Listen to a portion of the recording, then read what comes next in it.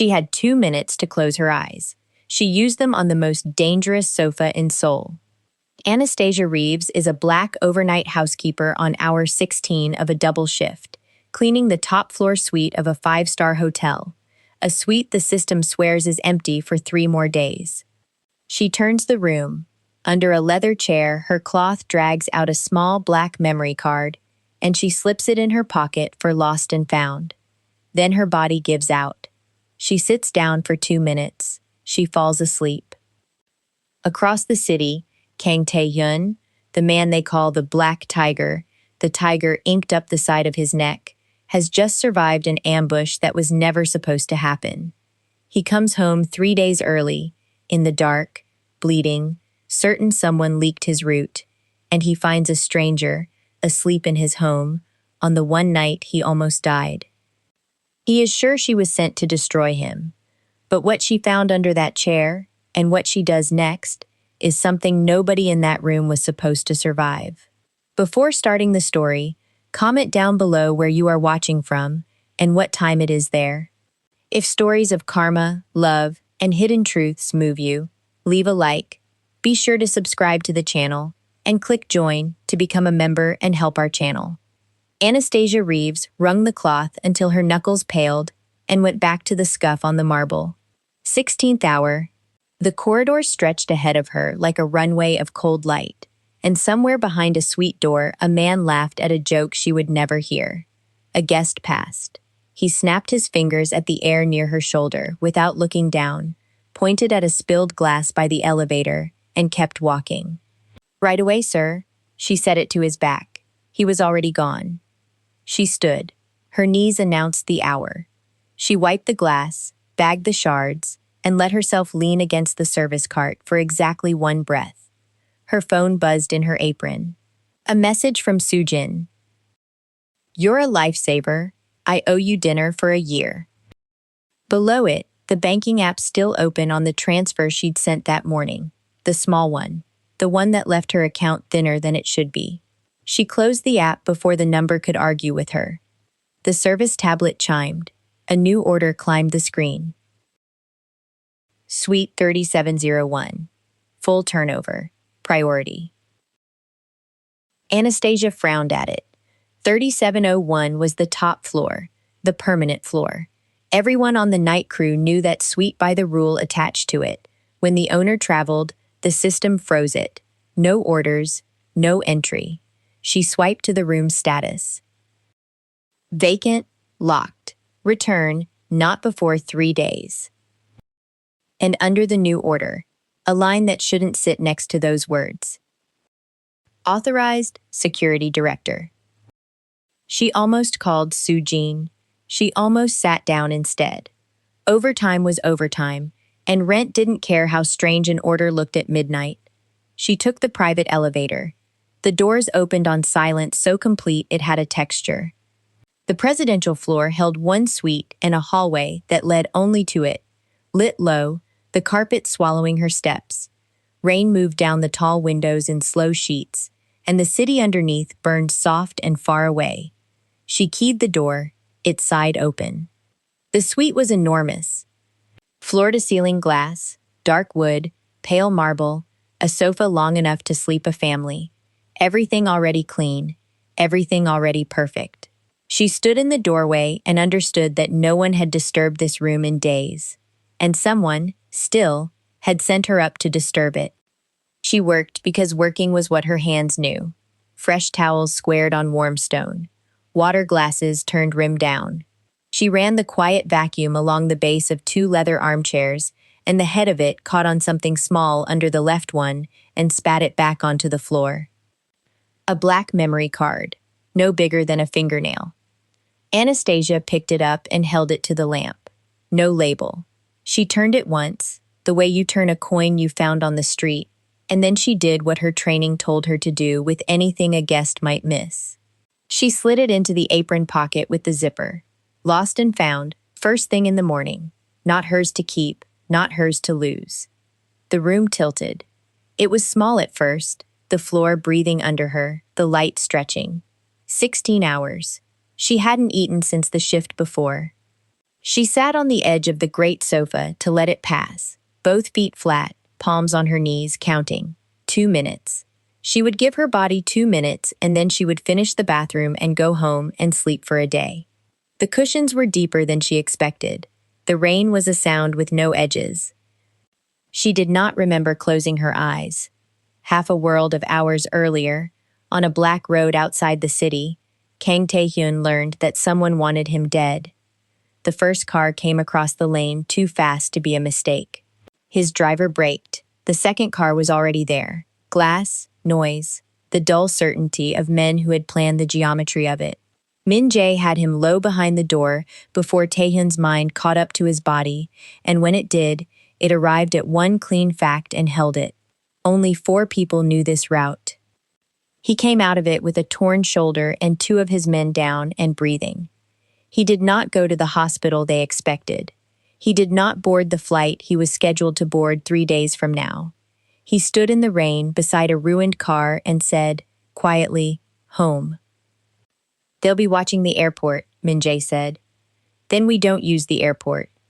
He returned to Seoul the way debts return, without announcement, in the dark.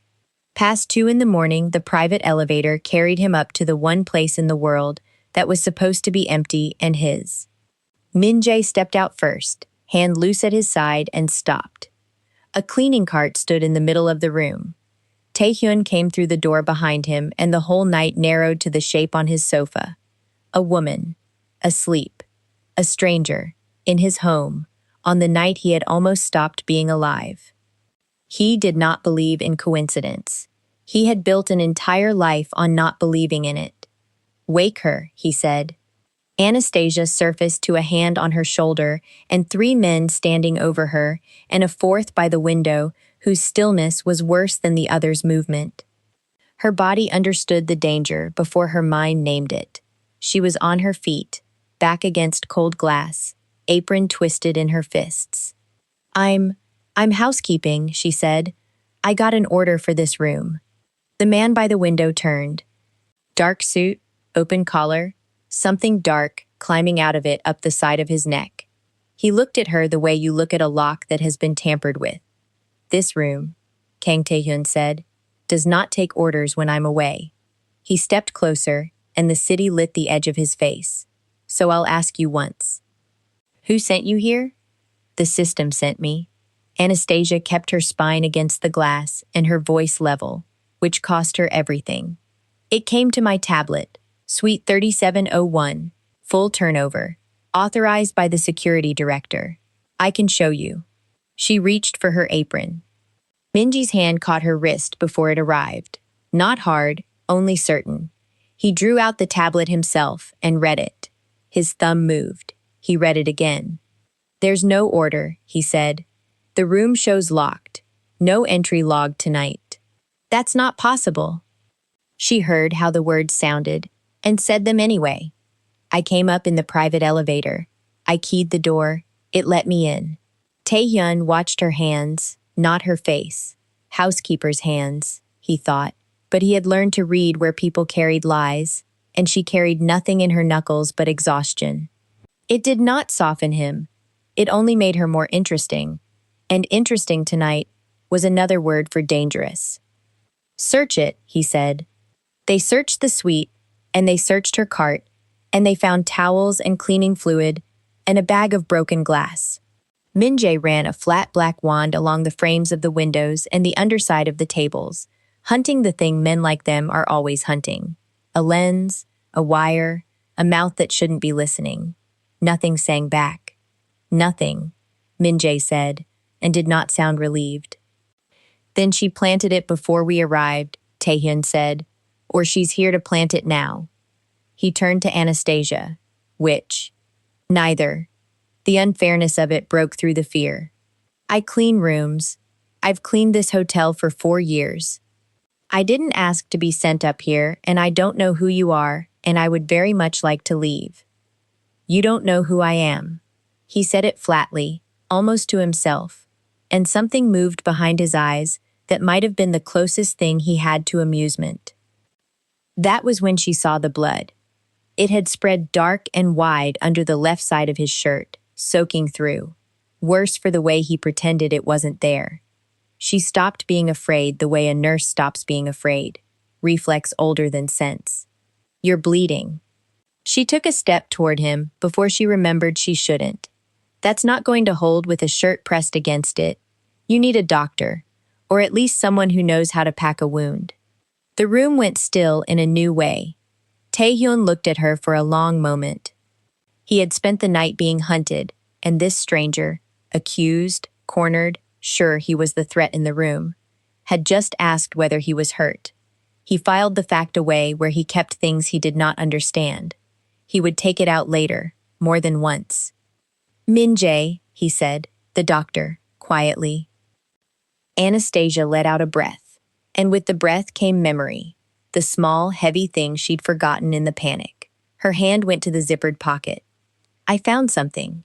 Under the chair. I was going to hand it in. She held it out on her open palm, the black card, no bigger than a fingernail. I thought a guest dropped it. Nobody moved to take it. Min-jae looked at the card, then at Taehyun, and the look said more than any word he could have chosen. Taehyun crossed the room and lifted the card from her hand with 2 fingers, the way you lift something that might still be live. Where exactly, he said, and his voice had changed. Under the chair. The left one, toward the back leg. She watched their faces and felt the floor she'd been standing on quietly disappear. What is it? He didn't answer. He didn't need to.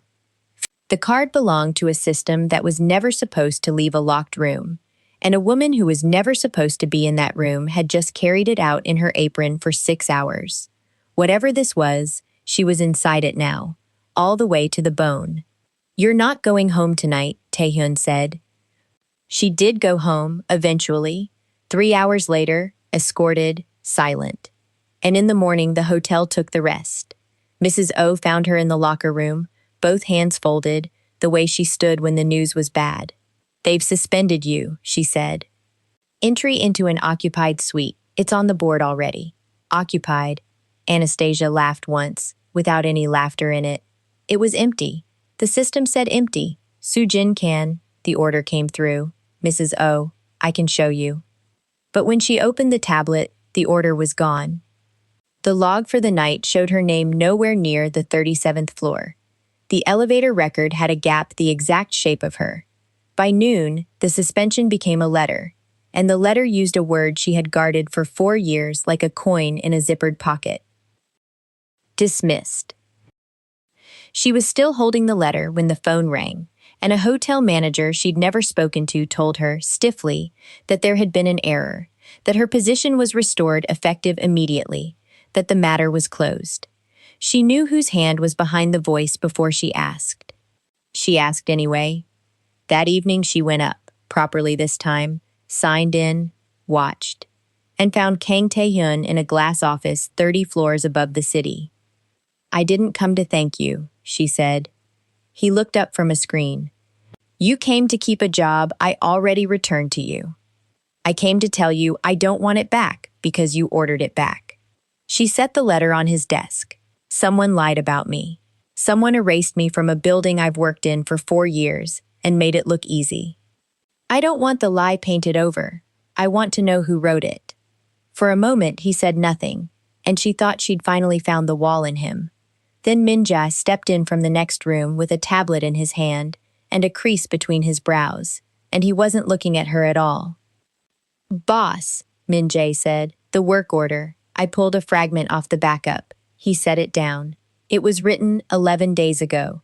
A beat. 4 days before you decided to come home. 11 days ago, Anastasia held that number the way you hold a step that isn't there. Then it wasn't about me at all, she said slowly. Nobody wanted me. They wanted someone in that room. Min-jae turned the tablet. A grainy still, the sweet entrance, a fisheye curve. There was a lens behind the entry panel. Motion triggered. It films whoever comes and goes. His jaw tightened. If you'd walked in with someone, boss, on the wrong night, that footage would have been worth a war. Taehyun stood at the glass with his back to the city and said nothing for a while. Then, the card was bait, and the room was a stage, and she He glanced at Anastasia without finishing, wandered onto it 4 days early, and fell asleep on the mark. So fix it, she said. You have all this. Find them. I intend to. He looked at her fully now. But you carried their card in your pocket for 6 hours, and by now they know that. You should not be alone. She refused the apartment he offered, and the driver, and the money he did not quite offer, but let hang in the room like an open door. She went home to her own small studio because it was hers, because refusing was the last thing she still owned outright. The door was already open when she reached it. Not forced. Opened. Inside, her life lay turned inside out. Mattress dragged off the frame, drawers upended, the lining of her coat slit clean along the seams. Nothing taken, not the cash in the tea tin, not the small gold earrings her mother had left her. They hadn't come to steal. They'd come to find, and they hadn't found it, because the thing they wanted was 30 floors above the city in the hand of a man with a tiger on his neck. She was still in the doorway when a shape moved at the end of the hall and her heart stopped. And it was Min Jae of all people, stepping out of the stairwell with his hand already raised, palm open. He sent me an hour ago, he said. I'm late, I'm sorry. She looked at her ruined room and heard herself say, small, he was right. He usually is. Min Jae almost sounded sorry about that too. You can't stay here. She knelt and lifted a slit coat from the floor and pressed the ruined lining flat, as if smoothing it could put the night back the way it was. Her hands wouldn't stop. She folded the coat anyway, out of habit, out of the need to make one thing in the room obey her. They'll come back, Min Jae said quietly, when they're sure the card isn't here. Then they already know it isn't. She set the coat on the bare frame. They know I gave it to him. She took the room in the hotel. Of course she did. There was nowhere left. A quiet suite 2 doors down from the one where all of it began. And she lay awake in it, listening to a building she'd cleaned for 4 years and no longer trusted. Every footstep in the hall was a question now. Every card key beep on the floor below turned her toward the door.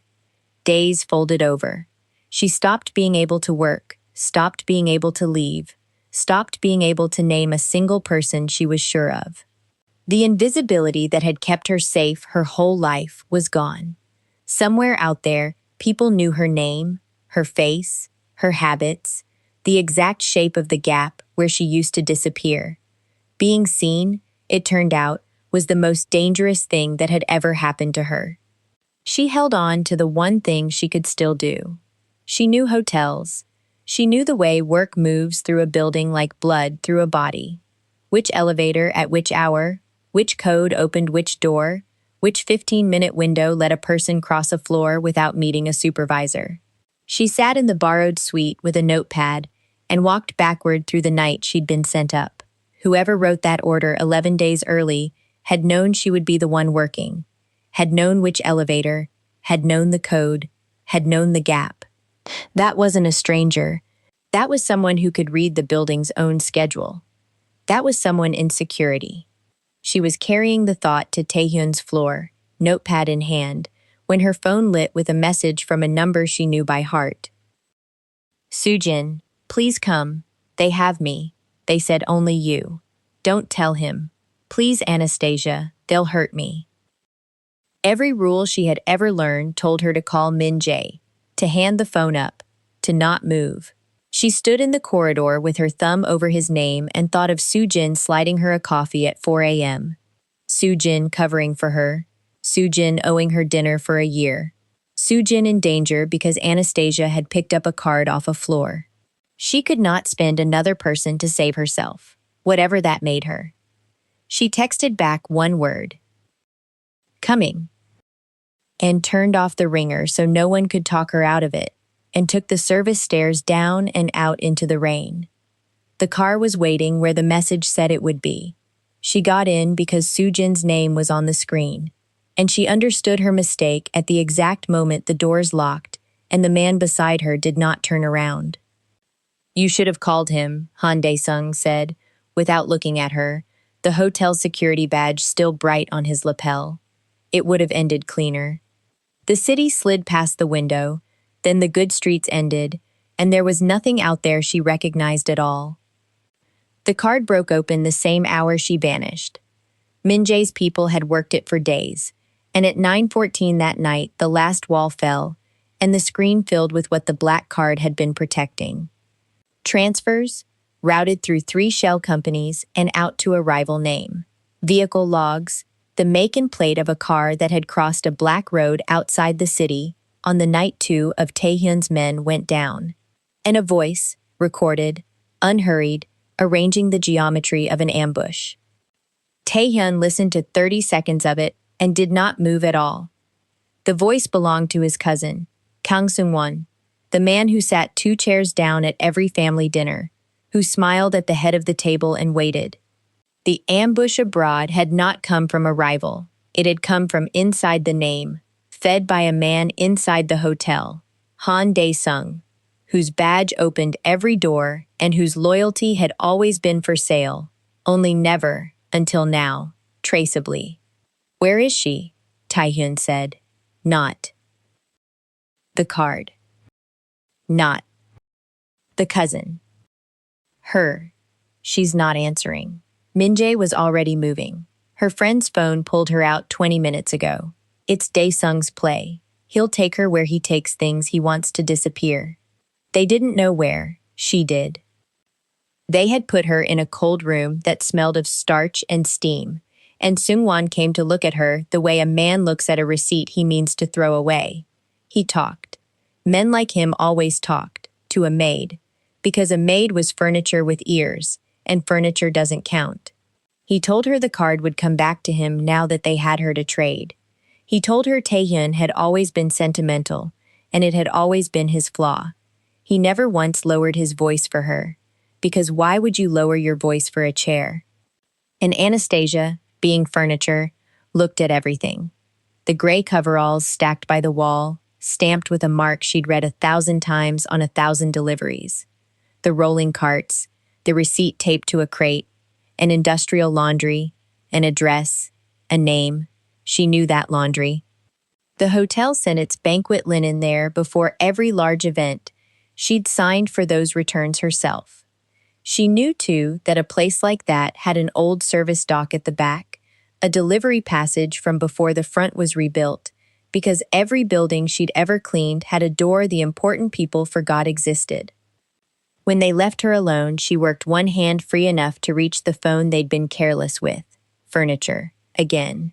And she sent Min Jae 6 words. The laundry's name. Back dock, not the front. Taehyun's men were already moving on the address by the time the second message arrived, and the second message changed the whole shape of the night. Seung-won had set his ambush at the front. Everything pointed at the main door, waiting for the black tiger to come the way pride comes, straight in. They came through the back instead, through the forgotten service passage a housekeeper had told them was there, and the trap closed on empty air. It ended fast and ugly, in a room full of hanging white sheets. Taehyun crossed it toward her through the steam, and for 1 second the wall came all the way down, and she saw the man underneath the reputation. The one who had asked for a doctor for someone else's benefit, the one who confused protecting with owning, the one who had come himself. Seung-won broke for the far door, and behind Taehyun, half hidden by a rack of linen, one of Seung-won's men raised something dark and level at the boss's back. Anastasia saw it first. She always saw first. It was the only thing she'd ever been good at. She didn't think. She shouted his name. His real name, not his title, and she crossed the space between them and put both hands flat against his shoulder and shoved, and the sound that filled the room went wide of where his spine had been. Steam, noise. Min Jae, moving. And the whole long story bent on its hinge. The man everyone believed would have to save the maid was standing because the maid had saved him. They took Dae-sung in his own building the next day, walked out past staff who'd feared him for years. Seung-won did not disappear the way men like him disappear. Taehyun chose something slower and more complete. The card's contents into the right hands. The shell companies unwound. The fronts collapsed. the names stripped in daylight until there was nothing left to inherit. Not a bullet, a record. Anastasia had taught him, without meaning to, that power did not have to mean the same thing it had always meant. The hotel offered her the job back, then a promotion, then a title. She refused the first two. Months later, she took a third that hadn't existed before. Head of quality and operational security for the whole property. The woman whose entire life had been noticing what nobody else noticed, finally paid to notice it out loud. Some nights she still went up to the top floor. Not in uniform now. Taehyun would be at the glass, and she would look at the long sofa where a double shift had ended and a war had begun. "I still can't believe I fell asleep there," she said. "I still can't believe I woke you," he answered. She almost smiled. "You almost fired me." "You were fired. Worse." She crossed to the window, to the city that had watched all of it and told no one. "You really thought I was sent here to destroy your life?" Taehyun looked at her for a long moment. "You were," he said, then, "just not the way they planned." If this story moved you, stop for a moment and reflect. Have you ever been the person in the room no one bothered to look at and seen the very thing everyone powerful missed? Would you have picked up that card or walked away? And when someone finally tried to protect you, did you let them, or did you fight to stay your own? Tell us your experiences and feelings in the comments. We read them all. And if you believe in stories about dignity, loyalty, and hidden truth, leave a like, be sure to subscribe to the channel, and click join to become a part of our community and help the channel.